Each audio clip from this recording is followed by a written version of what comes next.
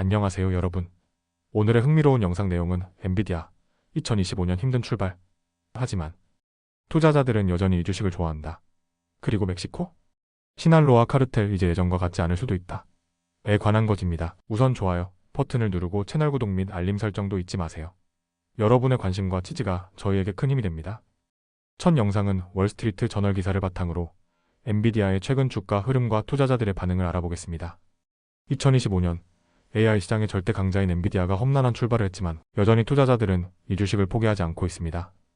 과연 이유가 무엇일까요? 끝까지 시청해주세요. 첫째, 엔비디아 2025년 초반 시장 충격. 엔비디아는 올해 1월 말 중국 기업 DPSEK의 저가 AI 모델 출시 소식으로 큰 타격을 입었습니다.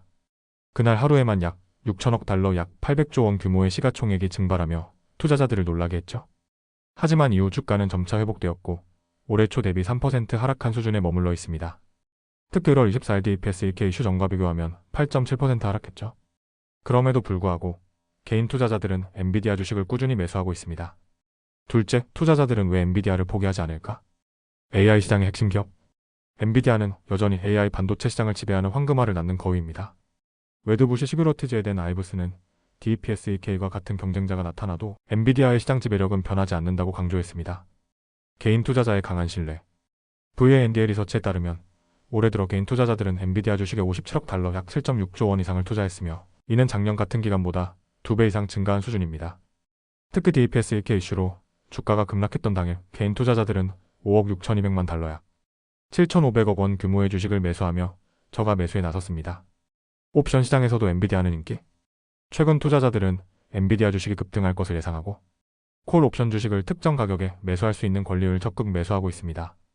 현재 주가는 130달러 선이지만 옵션 시장에서는 145에서 160달러 상승을 기대하는 움직임이 활발합니다. 셋째, 엔비디아 실적 발표가 분수령이 될까?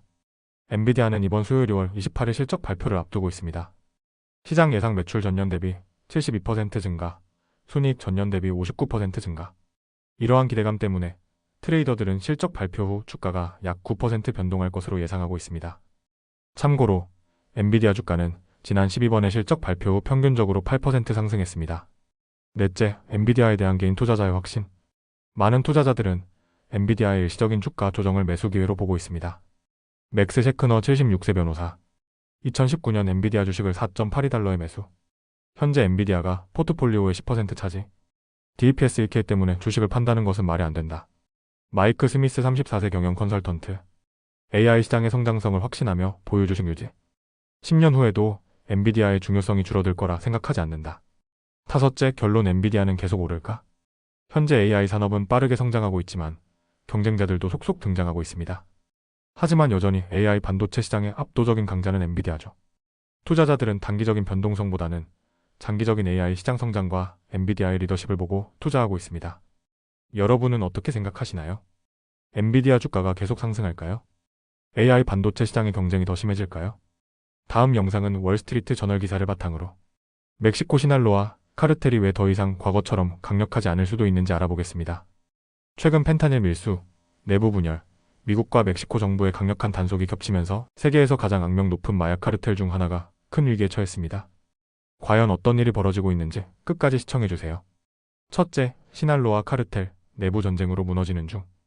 파벌 간 전쟁 심화. 시날로아 카르텔은 내부에서 두 개의 주요 파벌로 나뉘어 서로 전쟁 중입니다. 차비토스 엘차포의 아들들과 마이토스 잠바다의 후계자들.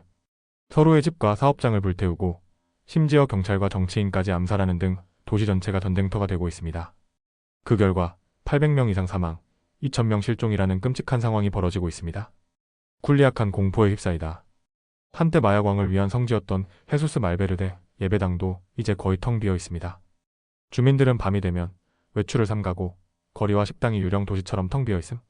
멕시코 정부가 군인 1만 3천 명을 파견했지만 폭력은 여전히 기승을 부리고 있습니다. 둘째, 미국 펜타닐 단속 압박 강화. 미국과 멕시코 국경 감시 강화.